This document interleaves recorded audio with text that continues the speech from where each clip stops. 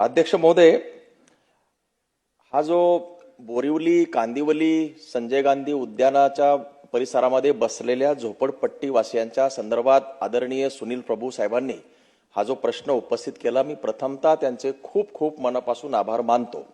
याचं कारण असं आहे अध्यक्ष महोदय, मी बुलढाणा जिल्ह्यातला आहे आणि बुलढाणा जिल्हा, जालना जिल्हा, बीड जिल्हा, संभाजीनगर या भागातील, माझ्या भागातील सगळी लोक नाईक सर त्या भागामध्ये सर्वसाधारण 1985 ते 95च्या दरम्यानमध्ये बसलेले आहेत।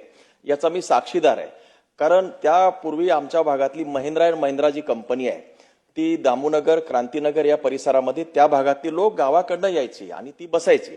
त्यांच्या सहाऱ्यानं मग बाकीचे लोक आलीने ही झोपडपट्टी वाढलेली आहे आणि आता तर तिचा विस्तार आपण बघतात खूप मोठ्या प्रमाणात झालेला आहे। अध्यक्ष महोदय, याला आता बघा तुम्ही किती वर्ष झालेत, हा जो प्रश्न आहे तसाच प्रलंबित आहे आणि आपण जर तेव्हापासून ते आतापर्यंत जर तिथे पाहणी केली तर त्या ठिकाणी भीमनगर आहे, गौतम नगर आहे, लहू नगर आहे, क्रांतीनगर आहे, त्यानंतर बहुजन हिताय नगर आहे। ही सगळी जी नगरामध्ये जर आपण चक्कर मारली, माझी विनंती आहे प्रभू सर, आपण आणि मंत्री महोदयांनी हा निर्णय घेण्यापूर्वी कृपया एकदा एक चक्कर मारावी। का? कारण त्या झोपडपट्टीमध्ये राहणाऱ्या माणसांची जी अवस्था आहे, मला आश्चर्य वाटले की माझ्या ग्रामीण भागातली म्हणजे गरीबातला गरीब माणूस सुद्धा अतिशय चांगल्या पद्धतीने राहतो, पण या झोपडपट्टीमध्ये नाईक सर त्या ठिकाणी आपण जाऊ शकत नाही, खाली वाकून जावं लागतं, पत्रे लागतात, पाण्याची अक्षरशः गार्बेज लाईन तिथे पदोपदी तिथे फुटलेली आहे आणि म्हणजे ढीग जो आहे, कचऱ्याचा ढीग जो आहे, त्याचं साम्राज्य त्या ठिकाणी पसरलेलं आहे। मनुष्य मात्र अशा ठिकाणी राहू शकत नाही, परंतु ही मंडळींनी जागा धरली आहे, मुंबईमध्ये व्यवसाय करतायत, उद्योग करतायत, त्यांना दुसरा पर्याय नाही, गावाकडे स्थान नाही, इथे अशी परिस्थिती आहे। त्यामुळे या प्रकरणामध्ये आपल्याला तातडीनं निर्णय घेण्याची गरज आहे आणि म्हणून याला कुठला तरी कालबद्ध कार्यक्रम आपण यासाठी निश्चित करावा। आणि आता मी मगाशी विनंती केल्याप्रमाणे सुनील प्रभू साहेब आणि आपण तिथे एकदा कृपया चक्कर मारावे, म्हणजे आपल्याला गांभीर्य लक्षात येईल।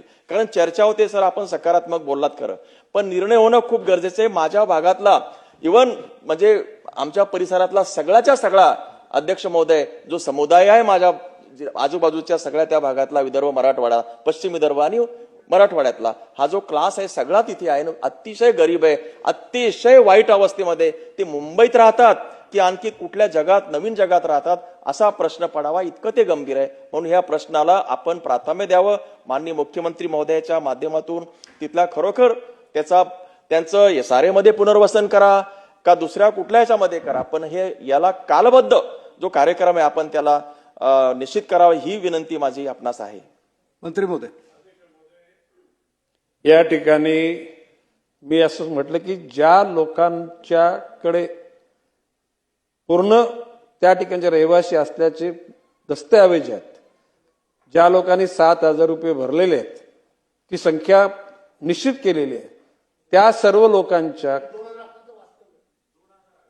बाब असे की हे बघा, कुठल्या तरी शासनाच्या जागेवर बाहेर असतील त्या लोकांचं पुनर्वसन होणार आहे, परंतु नॅशनल पार्कमध्ये ज्या लोकांचं वास्तव्य पूर्वी होतं, जे डिफाईन केलेलं आहे, अशा लोकांच्या करता मी मगाशी म्हटल्याप्रमाणे 30 एकर जागा जी खाजगी लोकांची आहे त्या ठिकाणी त्यांना TDR देऊन त्या ठिकाणी इमारती बांधून त्याचं पुनर्वसन केलं जाईल। मगाशी आपण म्हटल्याप्रमाणे की बाहेर वस्ती असलेल्या लोकांना त्यांचे पाईपलाईन फुटलेले आहे, 2 नंबर जे बाहेर वस्ती आहे अशा लोकांची जी पाईपलाईन फुटली असेल ती दुरुस्त करायची सांगितली। परंतु नॅशनल पार्कमध्ये जर वस्ती असेल तर उच्च न्यायालयाने जी गठीत केलेली समिती आहे, उच्चाधिकार समिती, त्यांनी जुन्या आतल्या भागातल्या लोकांना दिलेल्या सुविधा त्याने अपडेट करायला मनाई केलेली आहे। म्हणून आतल्यामध्ये असलेले जे पाडे आहेत त्या पाड्यांच्या सोयी आता त्यांना लवकरात काढा। तुम्ही भारत शासनाने घरे विकत घ्या, त्यांना द्या, परंतु त्या ठिकाणी नॅशनल पार्कच्या परिसरामध्ये दुरुस्तीचं काम आता करू नका, असं समितीने कळवलेलं आहे। म्हणून सुनीलजी, आपण म्हटल्याप्रमाणे ज्यांची जागा प्रायव्हेट आहे परंतु नॅशनल पार्कमधून जर ते पाईप